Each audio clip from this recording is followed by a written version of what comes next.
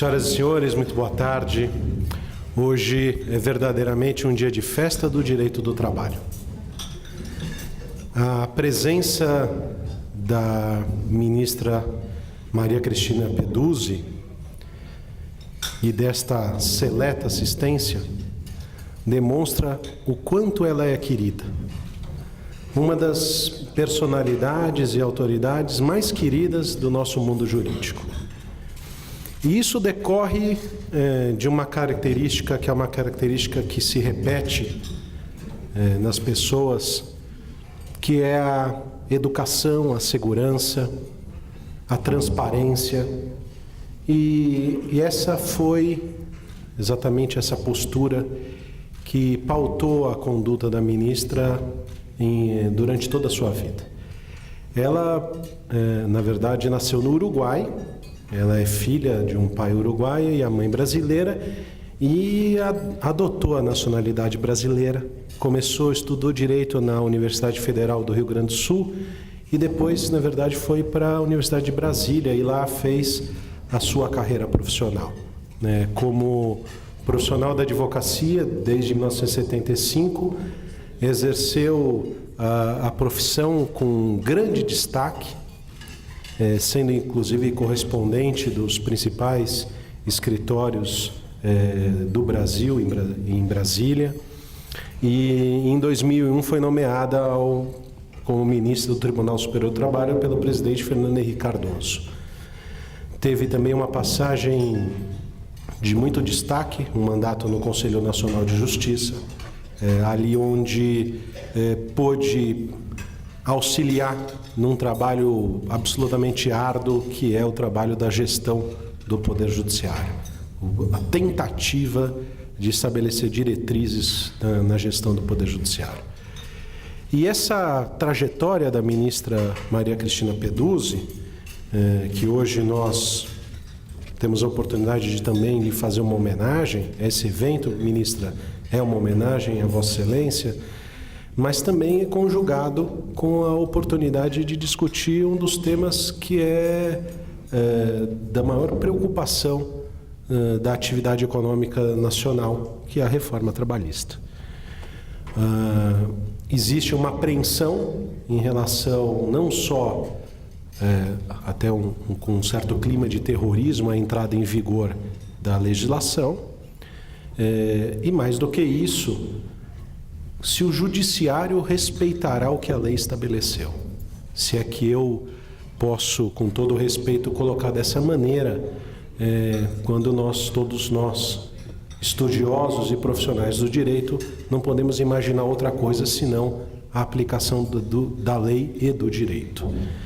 Por essa razão que a escolha não só da ministra, mas do tema é de importância fundamental para todos nós que não só trabalhamos, mas buscamos um país melhor. Senhoras e senhores, recebam com um aplauso a nossa querida ministra Maria Cristina Peduzzi. Bom, meus cumprimentos renovados a cada um dos participantes deste almoço, dessa confraternização, e o meu agradecimento muito especial ao nosso presidente, Dr. José Horácio Raufeld Ribeiro, que me convidou, me distinguiu para aqui estar confraternizando com tantos colegas e amigos que me deixam até emocionada. E o tema que é colocado para algumas reflexões, ele realmente é da maior importância na medida em que ele diz com a segurança jurídica e com as dúvidas que se colocam, sobre a aplicação da nova lei. Em que panorama ela foi concebida e editada? Um panorama de crise econômica, de aumento de desemprego e de insegurança jurídica, a propósito da interpretação e aplicação da lei ainda vigente. E esse panorama não é isolado do Brasil. Nós podemos observar que há um contexto de reformas trabalhistas que vem sendo promovidos nos últimos 10 anos, eu diria, nos países desenvolvidos. movimento semelhante a este que nós estamos enfrentando já foi produzido na Espanha, na Alemanha, em Portugal, na Itália, na França, onde nós temos notícias, né, recentes dos movimentos também no mesmo sentido, de forma que não é um fenômeno isolado. E a reforma, substancialmente, digamos, numa expressão, digamos, mais genérica, ela tem 3 vertentes que me parecem que são facilmente identificadas. Em primeiro lugar, se buscou assegurar, por meio de uma lei, a maior autonomia da vontade individual e coletiva. Em segundo lugar, também se identifica uma preocupação em estabelecendo uma maior flexibilidade nas relações de trabalho e de emprego, assegurar uma redução da atividade jurisdicional. Nós sentimos também, em muitos dispositivos, a preocupação em reduzir a solução judicial do conflito. Também, como um subitem desse, reduzir a lide temerária.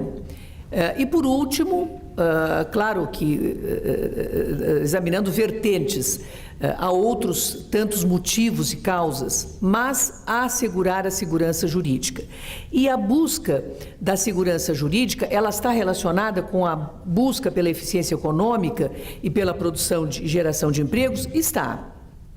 Mas ela também está vinculada a um outro fenômeno, que também não é privativo do Brasil e que em mais de 80 países vem sendo identificado e produzido, que é o ativismo judicial, que se contrapõe ao princípio da segurança jurídica.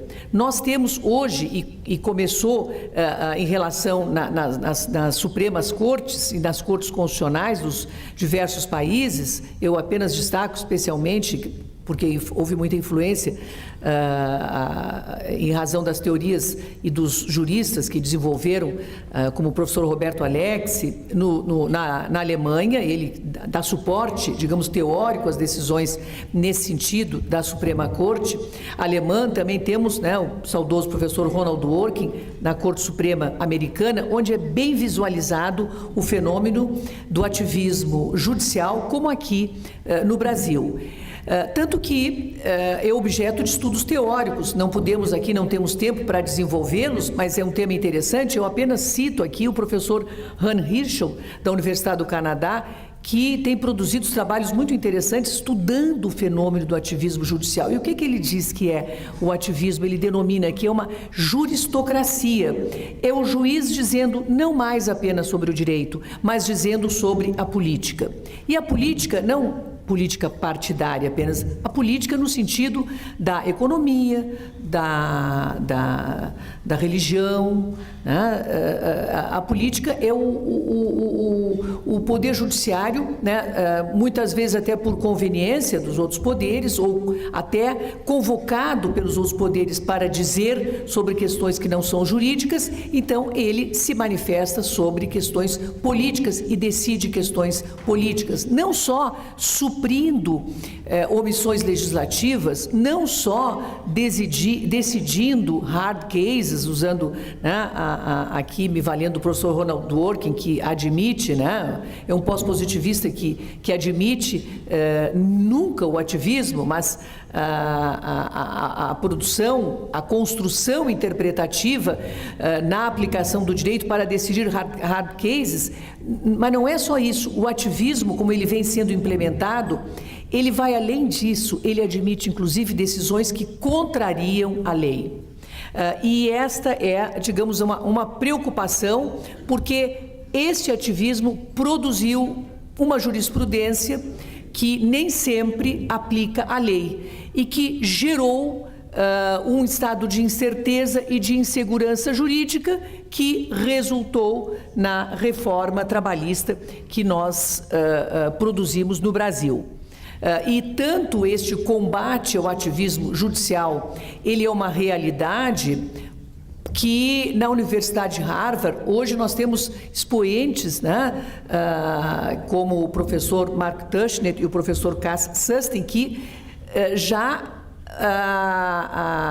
sustentam o minimalismo. O professor Cass Sunstein diz, não, o ativismo ele deve ser combatido. Os juízes, eles devem se pautar pelo minimalismo, né, judicial. E o que é o minimalismo judicial? É o juiz decidindo o caso concreto. O juiz, diz ele, não tem que se preocupar para dar a decisão, para resolver o conflito de qualquer natureza que seja, com concepções filosóficas sobre o direito. Por quê? Porque ele deve sempre considerar as capacidades institucionais que tem e os efeitos dinâmicos da decisão.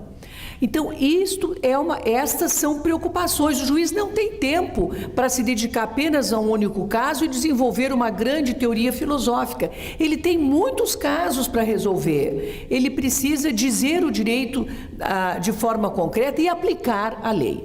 Então, nesse contexto é que eu vou examinar alguns movimentos concretos que geraram algumas disposições concretas que vêm sendo muito combatidas por próprias associações de juízes e que geram a pergunta e que geram, digamos, o interesse concreto de nós, numa reunião como esta, examinarmos: vamos aplicar a lei ou não vamos aplicar a lei? Esta lei vale ou esta lei não vale? Como que nós vamos conduzir, não é? As nossas relações, ou como que nós vamos aconselhar um cliente, como que ele deve fazer? Eu gostaria de ter as respostas. Estas respostas, elas virão efetivamente com o tempo. E digo aqui que vou manifestar opiniões que são pessoais, porque todos sabem e todos leem os jornais, há um movimento muito grande dentro do Poder Judiciário Trabalhista e de associações, no sentido de não só pregar o descumprimento da lei 13.467, como também de,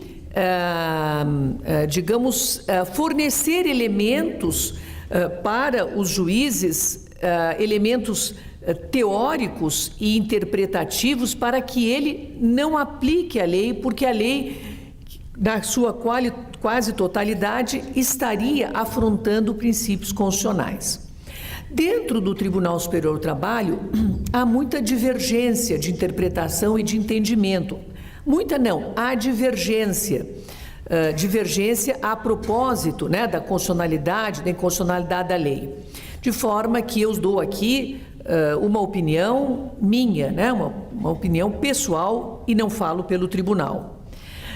Então, dentro da vertente da prevalência do negociado sobre o legislado, que agora é efetiva, é literal, se diz que prevalece, e sobre a convenção, quando houver acordo, o acordo coletivo, independentemente de ser mais benéfico ou não, a lei deixou positivada essa possibilidade de, em matérias que enumera, e, ao contrário, ela assegura questões que estão previstas no artigo 7º e no artigo 8º da Constituição, dizendo que não se poderá dispor coletivamente sobre questões que têm previsão constitucional, especificamente, quer dizer, resumindo o entendimento.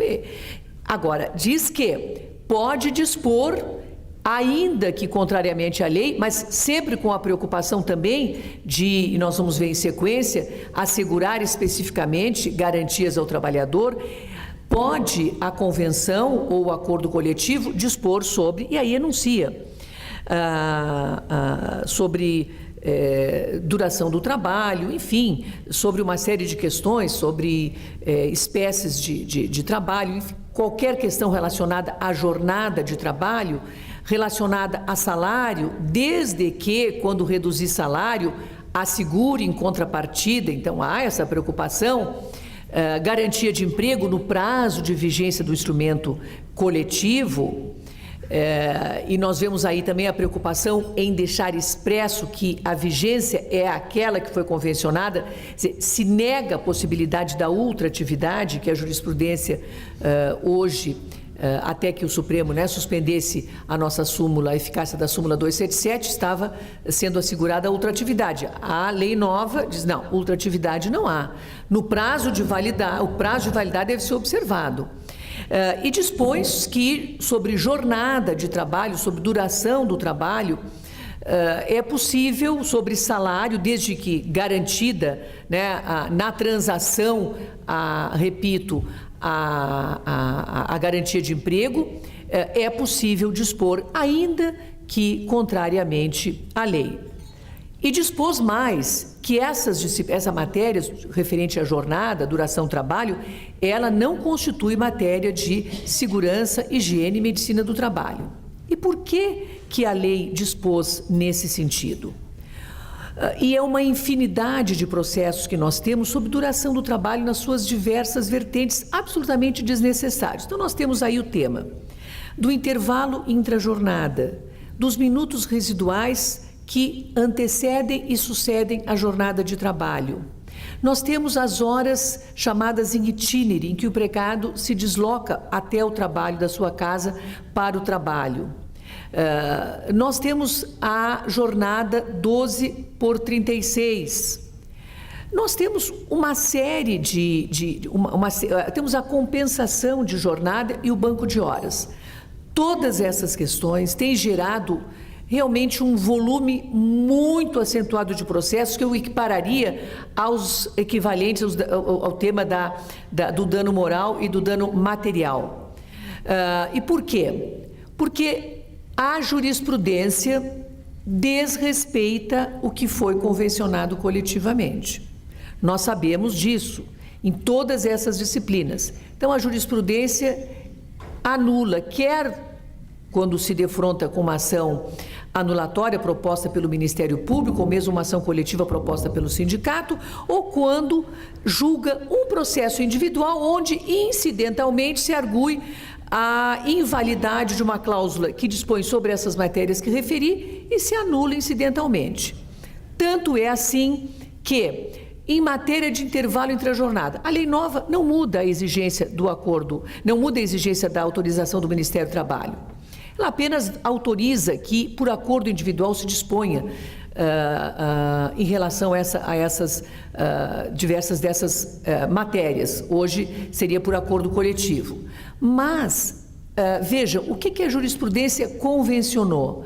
Que mesmo que celebre por convenção o acordo coletivo de trabalho, uma redução que, em geral, até por conveniência do trabalhador, uma redução do intervalo intrajornada de 1 hora para meia hora, e se não tiver autorização do Ministério do Trabalho, é nulo. E qual é a consequência dessa nulidade? Da cláusula convencionada que ajustou a redução, ou para meia hora ou para 45 minutos.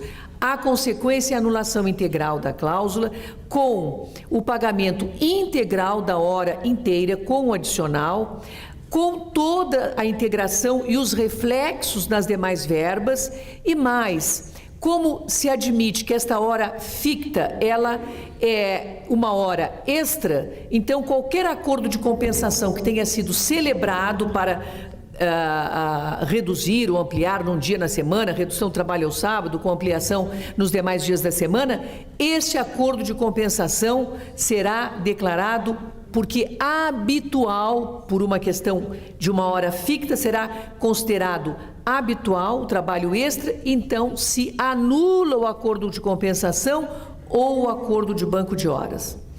Então vejam que as consequências que têm sido produzidas para os contratantes em razão de invalidades sistematicamente proclamadas em decisões que ignoram a vontade coletiva, tem sido muito cara, né? Aumento do custo, porque é um passivo que imprevisível, horas in itinere, né? PDV, hoje estas possibilidades estão todas previstas na lei com eficácia de cumprimento.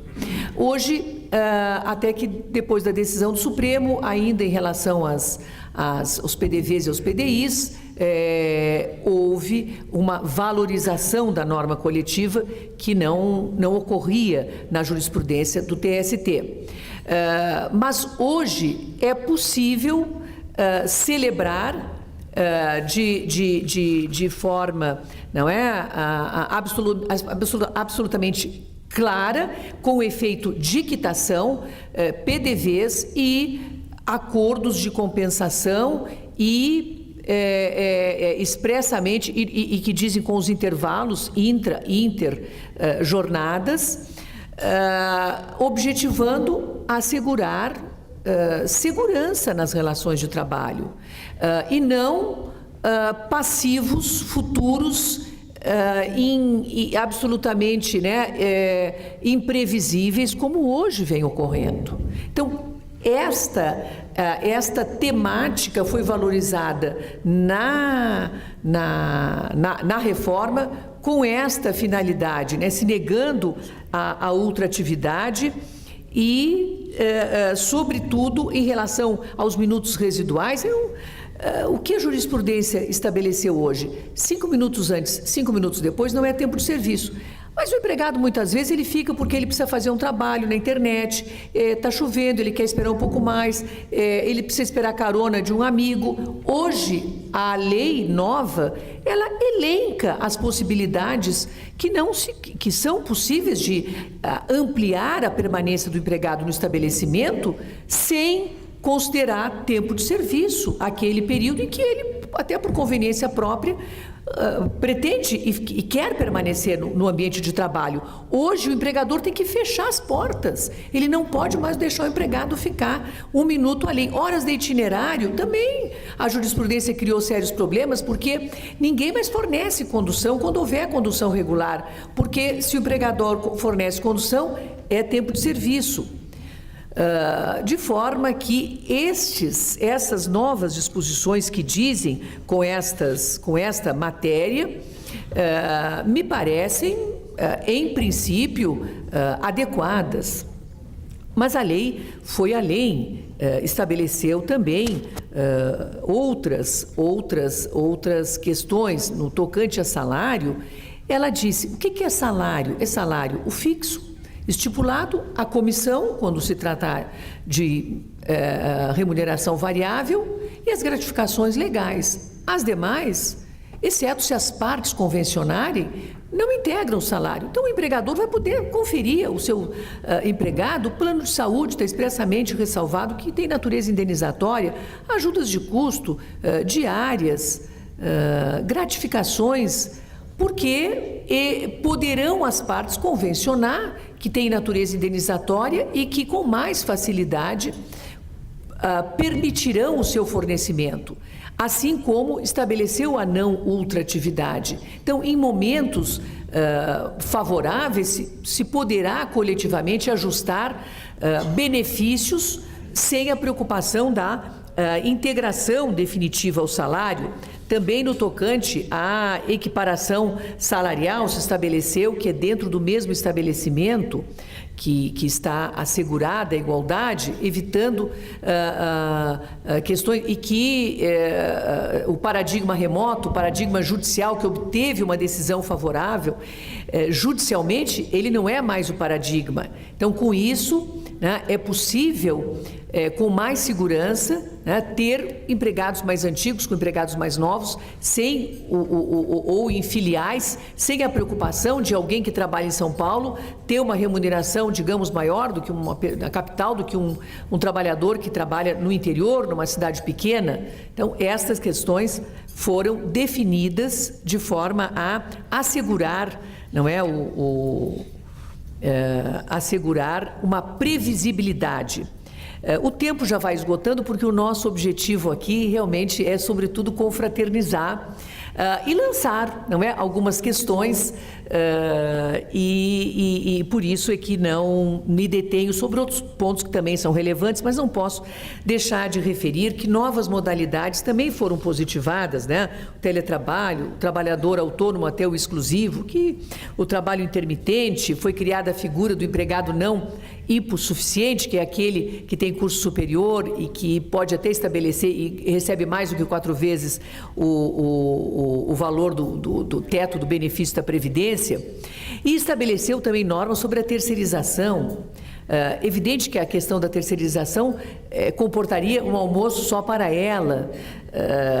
Acho que esta é uma questão que pode gerar realmente controvérsias e discussões, porque hoje a nova lei 13.467, ela não distingue atividade meio, atividade fim, e ela autoriza qualquer terceirização. Eu já tenho realmente preocupações em relação a isso.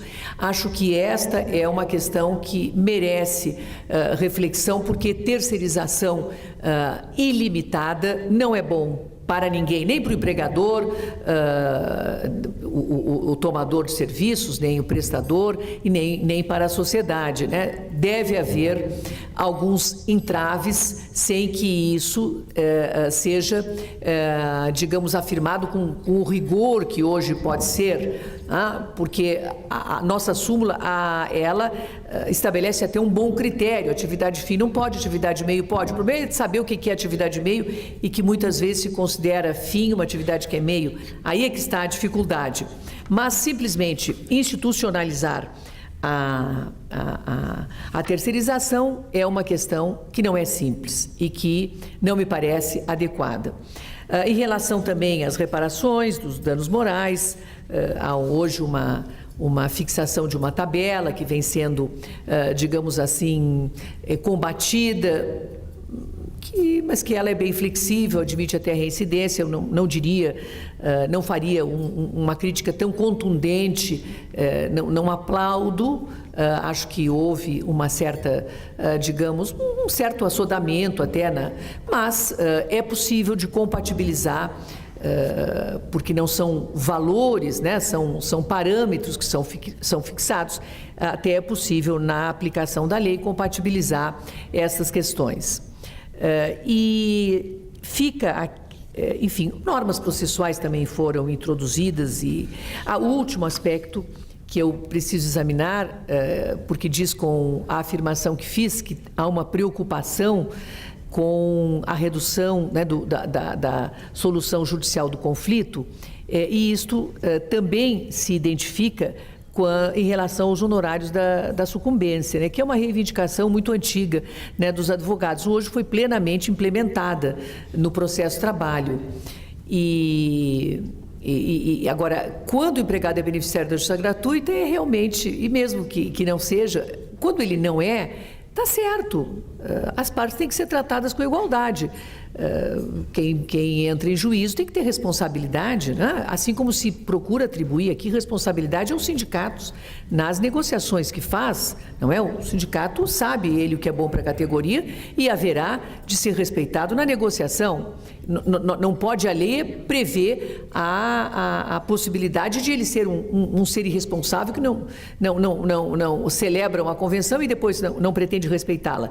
Mas no tocante à sucumbência, se estabelece a sucumbência, inclusive, recíproca. O trabalhador, na medida da parte vencida, em que foi vencido, vai remunerar o advogado da parte contrária, e também honorários periciais, e também responde por dano processual. O que nós temos é uma ADIM em relação ao titular, ao beneficiário da justiça gratuita, que até me parece, né, que tem sentido, porque hoje é necessário provar que é juridicamente pobre, né, tem que fazer prova. Então, se ele fez prova, como que ele vai, se tiver um benefício a receber nesta ou em outra ação, e fica sobrestado aquela exigibilidade, remunerar, né, arcar com a sucumbência. Acho que aí é uma questão que também comporta, digamos, algumas interpretações. Enfim, temos hoje o incidente da desconsideração da personalidade jurídica, que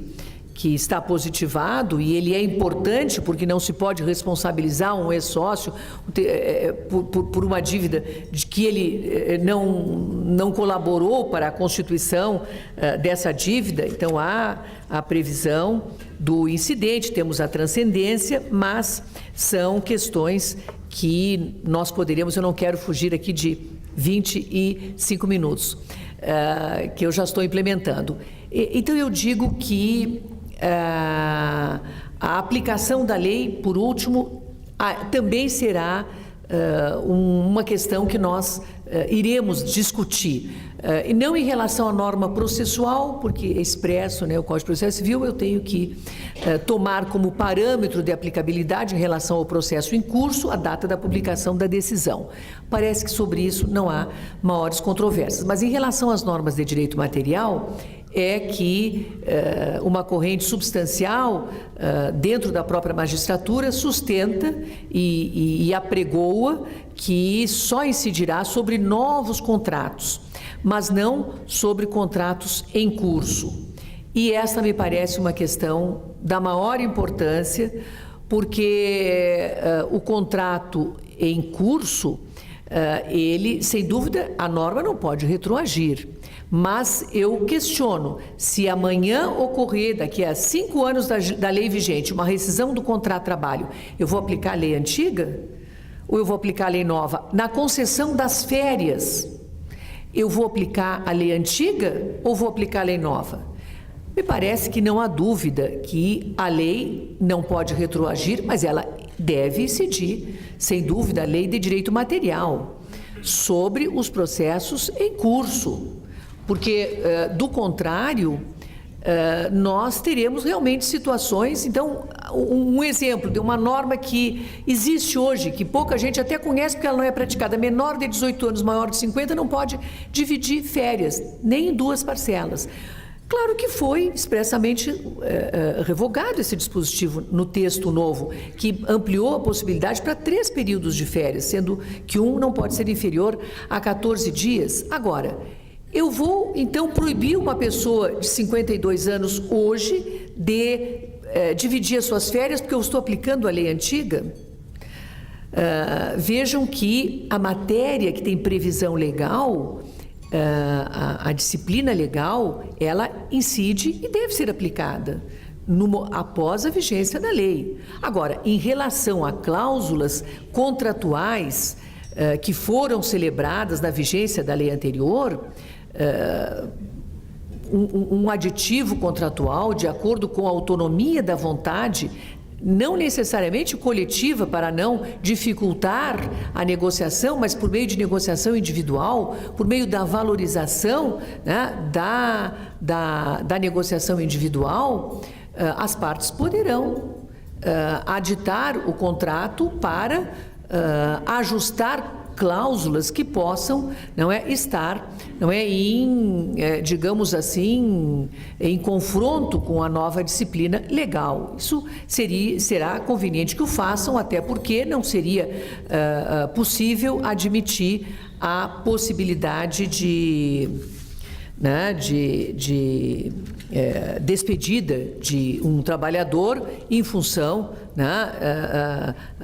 de aplicar de forma diferente a lei ou de forma excepcionando a incidência a aplicação da lei nova. Então, esse é o meu ponto de vista. São considerações aqui muito aligeiradas, mas, enfim, servem para mostrar que a lei tem aspectos bons, tem aspectos ruins, pode ter, não, a lei não é perfeita, mas o Poder Judiciário, ele, num Estado democrático de direito, não tem como atribuição legislar. O Poder Legislativo aprovou esta lei. A Câmara dos Deputados votou, o Senado Federal votou, o Presidente da República sancionou. Nós temos uma lei em sentido formal, melhor que a CLT, que é produto de um decreto-lei. A lei não foi declarada inconstitucional. O Poder Judiciário deve sim aplicá-la. Se amanhã arguírem, quer um controle concentrado, quer no controle difuso, se afirmar alguma inconstitucionalidade, é diferente. Então, nós não aplicaremos a lei declarada inconstitucional, mas enquanto isso não ocorrer, devemos sim aplicá-la. Muito obrigada.